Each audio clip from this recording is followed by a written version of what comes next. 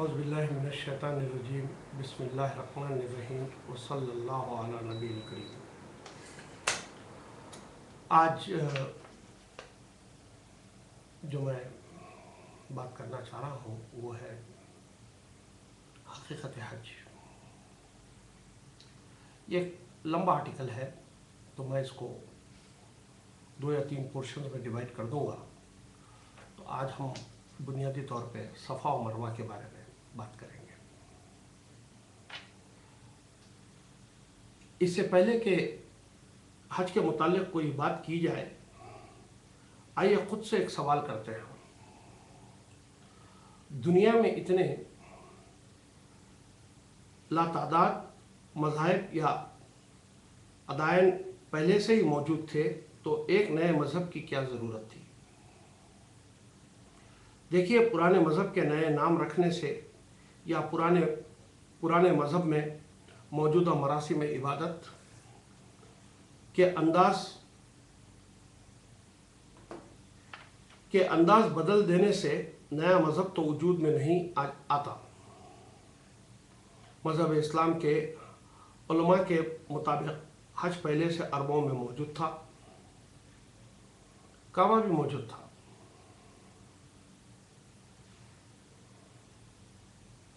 और शयातीन के मौजूदा 3 सुतून भी मौजूद थे। अलबत्ता कद में वो इतने ऊंचे न थे।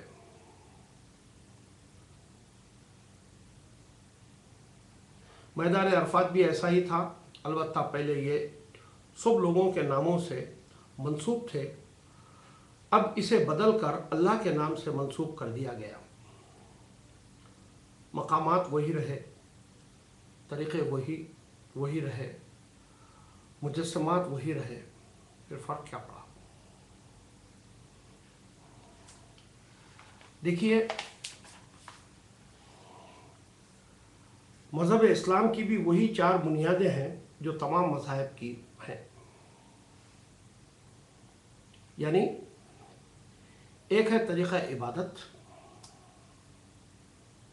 नंबर 2 खैरात व सदक़ात, नंबर 3 खुद सोज़ी, नंबर 4 तीर्थ यात्रा। कोई भी मज़हब दुनिया का जो बनता है उसके ये 4 बेसिस हैं। एक होता है तरीक़ा इबादत, कोई एक रिचुअलिस्टिक फॉर्म होगा तरीक़ा जिससे इबादत की जाए। दूसरा जो है कुछ दान पुण्य का कॉन्सेप्ट होगा, खैरात व सदक़े का। और तीसरा ये होगा कि खुद को तकलीफ़ देना और ये समझना कि ऐसे करने से खुदा की अटेंशन मेरी तरफ आती है। और चौथा कोई ईश्वर का, खुदा का एक मकाम समझकर उसकी यात्रा करना, तीर्थ यात्रा करना। जैसे हिंदू बद्रीनाथ केदारनाथ जाते हैं, बुद्ध जो है गया जाते हैं, क्रिश्चियन होली लैंड जाते हैं, मुसलमान मक्का जाते हैं। इसको तीर्थ यात्रा कहेंगे। हर परस्तिश काए किसी अंदाज से की जाए, मकसद एक ही है कि खुदा को खुश किया जाए। तसव्वुर ये दिया जाता है कि खालिक की जितनी तारीफ़ व तौसीफ़ की जाएगी वो खुश होगा, इसकी बड़ाई का जितना एतराफ़ किया जाएगा वो इतना ही नवाजेगा। अगर इसकी तारीफ़ करने में कोई कोताही हो गई तो वो कोड़े बरसाएगा, नुकसान पहुंचाएगा। यानी जितनी खुशामद में लगे रहोगे इतने ही वारे न्यारे होते रहोगे। मज़हब का दूसरा सुतून जो है वो खैरात और सदक़ात है वगैरह, जो किसी मुश्किल में फंसने के वक्त निकाली जाती है और गुनाहों को धोने का बायस होती है। इसी तरीके से आप देखते हैं कि लोग अपने आप को अज़ियतें देते हैं और ये समझते हैं कि हम ऐसा करने से खुदा को राज़ी करेंगे वगैरह। चलिए अब मैं अपने मौजू की तरफ आता हूँ। हज का लफ्ज़ कुरान में 11 मरतबा वारिद हुआ है اور 23 मकामात पर हज के मादे से बनने वाले अल्फाज वारिद हुए हैं। हज का बुनियादी मादा हा जीम जीम है, जिसके माने हुज्जत कायम करना, यानी दलाइल के ज़रिए किसी बात को पेश करना। इसीलिए इस मादे से बनने वाले अल्फाज में बहस और दलाइल से क़ायल करना शामिल है। मसलन कुरान में आता है, क्या तुमने इस शख्स के मुतालिक गौर नहीं किया जिसने इब्राहीम से बहस की? पूछो, क्या तुम अल्लाह के मामले में हमसे बहस करते हो जबकि वह हमारा और तुम्हारा दोनों का रब है? फिर तीसरी जगह कुरान में आता है, ये हमारे दलाइल थे जो हमने इब्राहीम को अपनी कौम के खिलाफ अता किए। इन तमाम चीज़ों में, इन तमाम आयतों में हज से बनने वाले मादे के अल्फाज इस्तेमाल हुए हैं, जिसमें मुतरजिम और मुफस्सिर यही मीनिंग में इस्तेमाल लिया जो इसका बुनियादी माने है। कुरान के मुख्तलिफ तराजिम में 23 मकामात पर है जीम जीम से बनने वाले अल्फाज को बुनियादी मानों में ही तर्जुमा किया गया है और कहीं भी इबादत के हवाले से मफहूम नहीं लिया गया। अलबत्ता 11 प्लेसेस यानी 11 मकामात ऐसे हैं जहां है जीम जीम से बनने वाले हज को चंद मकामात की ज़ियारत और मखसूस अंदाज से बाज़ मकामात पर भाग दौड़ को इबादत से जोड़ा गया है, और वही आज हमारी डिस्कशन का मौजू है। इस खास भागदौड़ और चंद मकामात की ज़ियारत को चंद कहानियों के गिर्द घुमाया गया है जिसका कुरान से कोई ताल्लुक़ नहीं।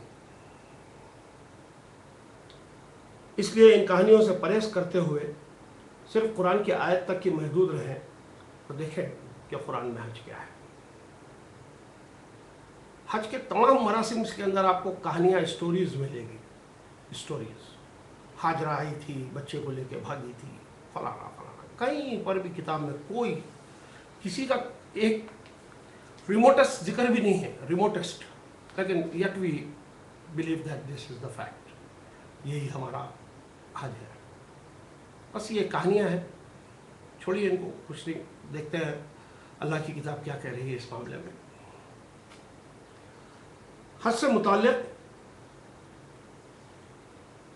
सूरह बकर की आयत नंबर 158 और 197 और सूरह हज की आयत नंबर 27 में वारिद हुई है। आइए सूरह बकर से मुताल्लिक़ की इब्तिदा करते हैं। सूरह अल बकर की आयत नंबर 158 में इरशाद है, यकीनन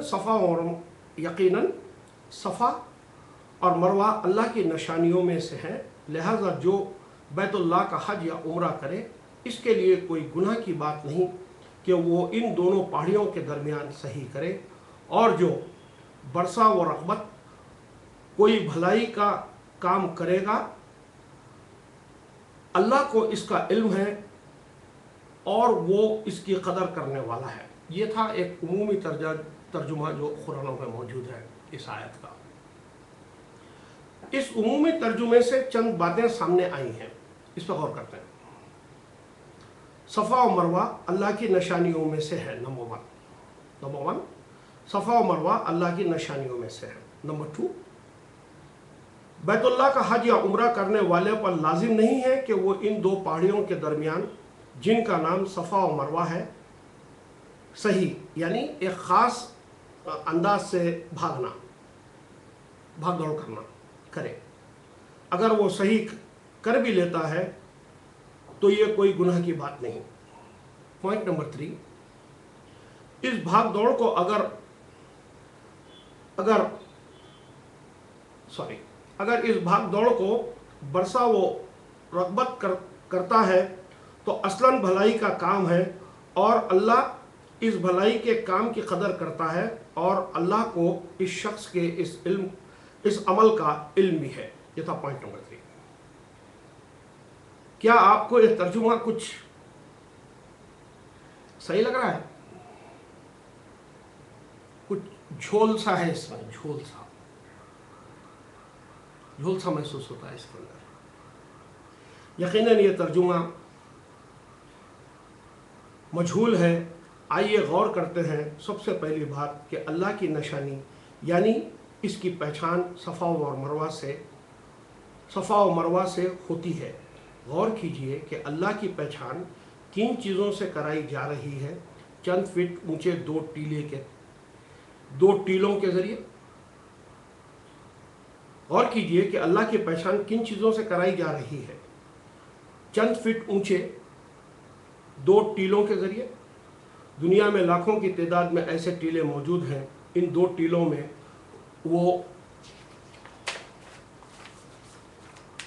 कौन सी ख़ास बात है जिसके ज़रिए इंसान अल्लाह की मारिफत हासिल कर सकता है। अगर अल्लाह की पहचान तख्लीक के लिहाज से ही करनी है तो दुनिया के ऊंचे पहाड़ों को देखिए, हाँ, सहरा को देखिए, लामहदूद समंदर को देखिए, आसमान की बुलंदी और वसत को देखिए, चांद सितारों की लातादाद गिनती को देखिए और गौर कीजिए इस खालिक की कारीगरी पर। इसकी मारिफत हासिल कीजिए तो तख्लीक के इन शाहकारों से ज़रा हिमालय या केटू के पहाड़ों पर जाकर देखिए कि अल्लाह के तख्लीक के क्या जलवे नज़र आते हैं। खालिक की कैसी हैबत व जलालत तारी होती है। मालूम होता है कि जल्ल जलाल की क्या शान है। इन पहाड़ों की बुलंदी आसमानों को छूती है, जिनके दरमियान से गुजरने वाले पानी की गरज इंसान के दिल दहला देती है। ऐसा लगता है जैसे हज़ारों शेर एक वक्त धाड़ रहे हों। कान फटे आवाज़ सुनाई नहीं देती और वही पानी जब पहाड़ों से गुजरकर कुछ ही मील के फासले पर मैदान में आता है तो ऐसा पुरसुकून हो जाता है जैसे माँ की गोद। यह खालिक जो हज को गए हैं या इंटरनेट पे देख सकते हैं सफ़ा मरवा क्या है। मैं गया हुआ हूँ हज के लिए। दो टीले हैं उसके बीच में भागते हैं। ये चंद फीट ऊंचे मट्टी के टीले अल्लाह की क्या पहचान कराएंगे, जिनको वक्त गुजरने के साथ अरबों ने खुद अपने हाथों से इस हालत में भी नहीं रहने दिया जिस हालत में ये थे। दूसरी बात, बैतुल्लाह का हज या पॉइंट नंबर 2 पढ़ रहा हूँ मैं। दूसरी बात, बैतुल्लाह का हज या उम्रा करने वाले पर कोई गुनाह नहीं कि वो इन दो टीलों के दरमियान एक ख़ास अंदाज से भाग दौड़ करे। यह जुमला ही वाज़ेह तौर पर इस बात की नफ़ी कर रहा है कि इन दो टीलों के दरमियान भाग दौड़ फ़र्ज का दर्जा नहीं रखती।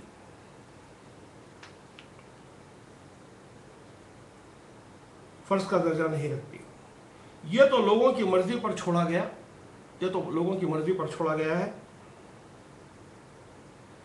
कि अगर वो इन टीलों के दरमियान भाग दौड़ करते हैं तो इन पर कोई गुनाह नहीं है, बल्कि जो करे सो ठीक और जो ना करे सो ठीक। पॉइंट नंबर 3, बुनियादी तौर पर सफ़ा और मरवा के साथ तवाफ़ करना है। बुनियादी तौर पर सफ़ा और मरवा के साथ तवाफ़ करना है। आयत इन यतूफ़ु बिमा, जिसका तर्जुमा अगर इन दोनों के साथ तवाफ़ करे, जो उसमें तवाफ़ का मफ़हूम लिया जाता है उसका तर्जुमा ये होगा अगर इन दोनों के साथ तवाफ़ करे। आयत के इस जुज़ में बेहा मीम अलिफ आया है, बिमा का लफ्ज़ आया है, जिसका उसूली और बुनियादी माने होंगे इन दोनों के साथ, यानी बुनियादी तौर पर सफ़ा व मरवा के साथ होगा। गो ये जुमले में इन दोनों का तवाफ़ का मफ़हूम है। दो चीज़ों के दरमियान तवाफ़ के लिए ज़्यादा मौजू लफ्ज़ बैना हुमा है, यानी सफ़ा और मरवा के दरमियान अगर तवाफ़ के लिए कहा जाता तो जुमला होता इन यतूफ बैनहुमा होता, और जिसने बरसा व रग़बत कोई भलाई का काम किया तो अल्लाह क़दर शनास है और इल्म वाला है। माफ़ कीजिए, मेरी अरबी मैं टेस्ट में से नहीं पढ़ पाता हूँ, मैं रोमन इंग्लिश में पढ़ना पड़ता है और फिल वक्त मेरे पास वो मौजूद नहीं है, इसलिए कुछ तलफ़्फ़ुज़ की गलतियों को बख्श दीजिए।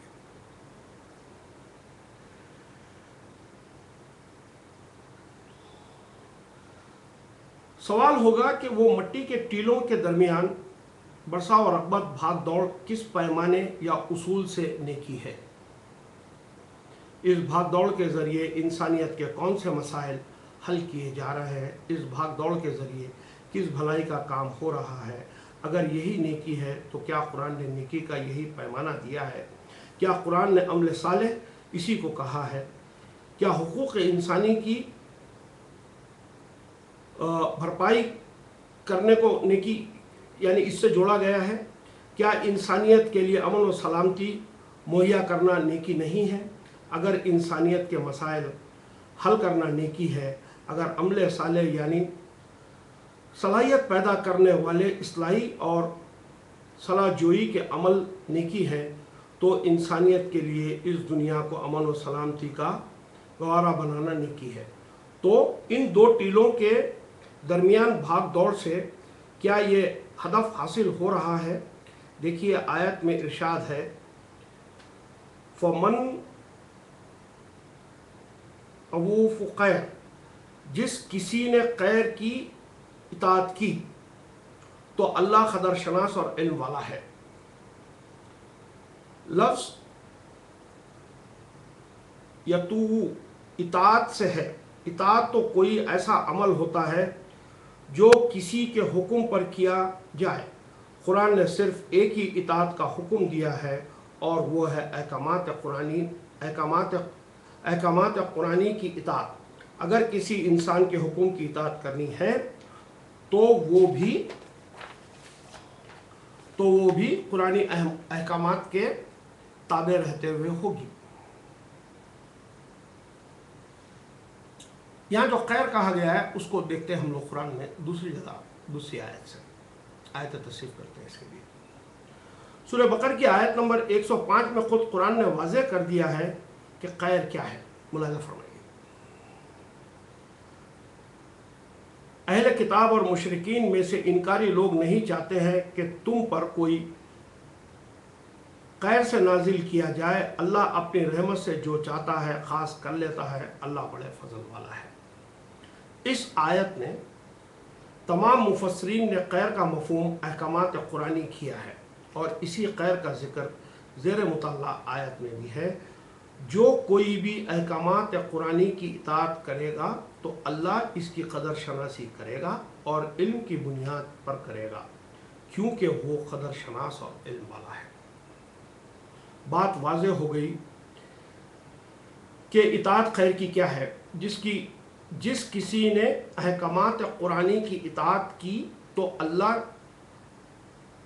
अल्लाह इल्म की बुनियाद पर कदर शनास है और यही अहकामात इलाही का तवाफ़ हर लम्हे मतलूब व मकसूद है। अब ज़ाहिर है सफ़ा व मरवा भी कुरान से मुताल्लिक़ ही कोई बात होगी। अगर हम चंद आयत पहले और चंद अगली आयत पर गौर कर लें तो हर बात का रब भी मिल जाता है और मज़मून से सिलसिला भी जुड़ा रहता है।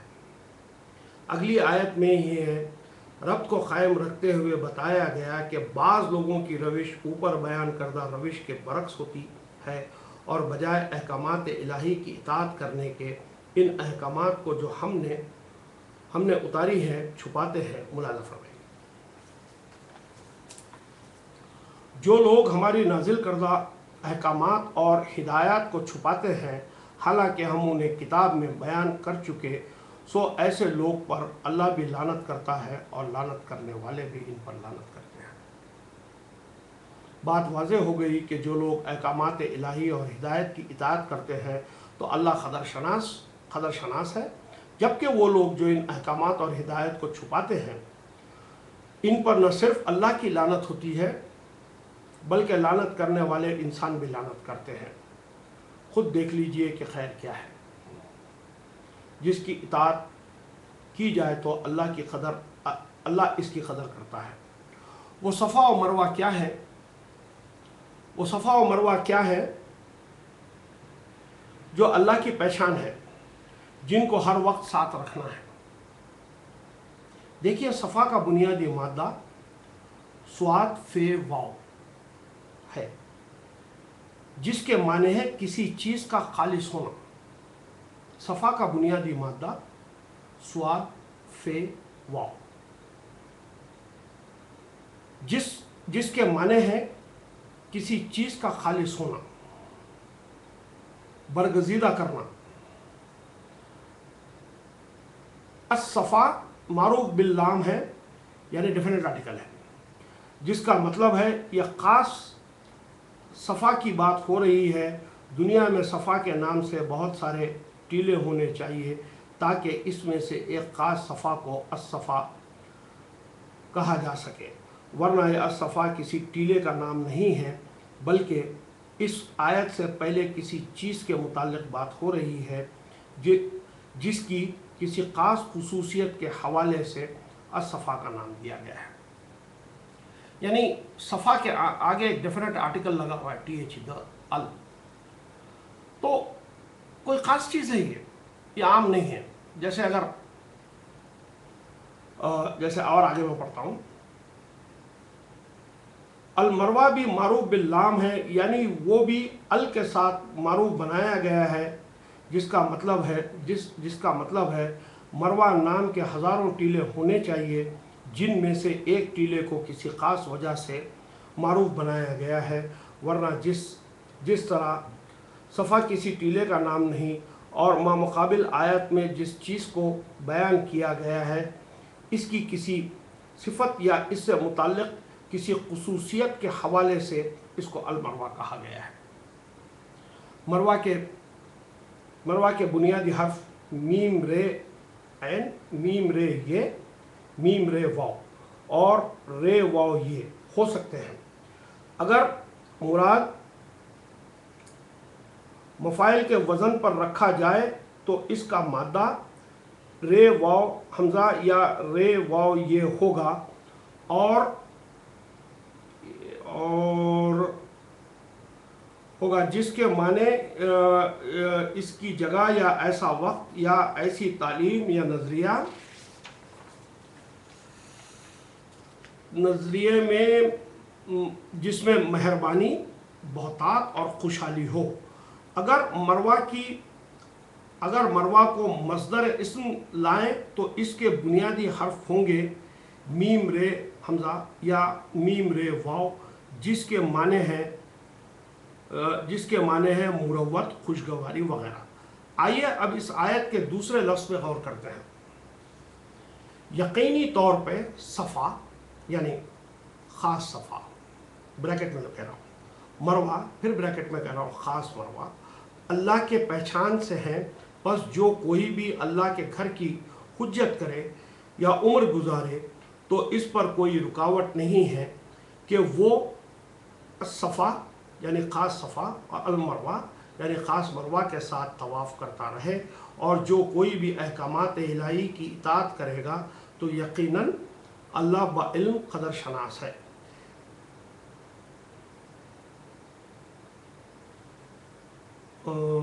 دیکھیے، فمن حج البیت والعمرہ کا ترجمہ، پس جو کوئی بھی اللہ کے گھر کی حجت قائم کرے یا عمر گزارے کیا گیا ہے۔ ہم نے حج بیت اللہ کا ترجمہ اللہ کے گھر کی حجت کیا ہے۔ آئیے دیکھتے ہیں کہ اللہ کا گھر یعنی بیت اللہ کیا ہے۔ بیت کا لفظ گھر اور ادارے کے معنوں میں عام استعمال ہوتا ہے، اور ادارے کے لحاظ سے بیت المال، بیت الحرام وغیرہ، اور انگریزی میں ہاؤس آف لارڈز اور ہاؤس آف کامن سے کامن بولا جاتا ہے۔ ادارہ خواہ کسی عمارت میں ہو یا نہ ہو، اصلاً کسی نظریے کی تعلیم سے منسلک ہوتا ہے۔ کہا جاتا ہے کہ فلاں شخص خود اپنی ذات میں ایک ادارہ ہے۔ یہاں اللہ اسے اپنے گھر کے معنوں میں گھر کے معنوں میں کہ جس میں وہ رہتا نہیں ہے استعمال کر رہا ہے، اور نہ ہی کسی مسلمان کا یہ خیال ہے کہ کعبے سے کوئی ایسا گھر مراد ہے جس میں اللہ دن بھر کام سے تھک کر رات گزارنے آتا ہے۔ اللہ کا گھر بیت اللہ یا البیت سے وہ گھر مراد ہے جہاں سے اللہ کے احکامات جاری و ساری ہوں۔ تو یہ کافی لمبا ہوتا جا رہا ہے، میرے خیال سے 25 منٹ میں اس پہ آلریڈی بول چکا ہوں۔ تو صفا مروہ کے بنیادی معنی یہاں پر یہ ہے کہ مروت اور اخلاص کو لیتے ہوئے زندگی گزارنا ہے۔ یہ کوئی گلی کے اندر بھاگ دوڑ کرنے سے اس کا کوئی تعلق نہیں ہے۔ اور آگے انشاءاللہ اسی موضوع کو میں کنٹینیو کروں گا، تو حقیقت حج کے عنوان سے ہی پارٹ 1 پارٹ 2 کے نام سے آتے جائیں گے، تو اس کی مزید اور وضاحت انشاءاللہ تعالیٰ آپ لوگوں کی خدمت میں رکھوں گا۔ میری غلطیوں کو معاف کیجئے، میں عربی کا اچھا اسکالر نہیں ہوں، یا عربی بھی مجھے رومن انگلش میں پڑھنی پڑتی ہے، اور اتفاق سے آج میرے ساتھ کتاب نہیں ہے، تو جو لکھا ہوا ہے اسی میں سے میں نے پڑھا ہے، تو اس میں سے غلطیاں ہوگی۔ آپ لوگ سب سمجھدار لوگ سمجھ جائیں گے میری بات۔ وآخر دعوانا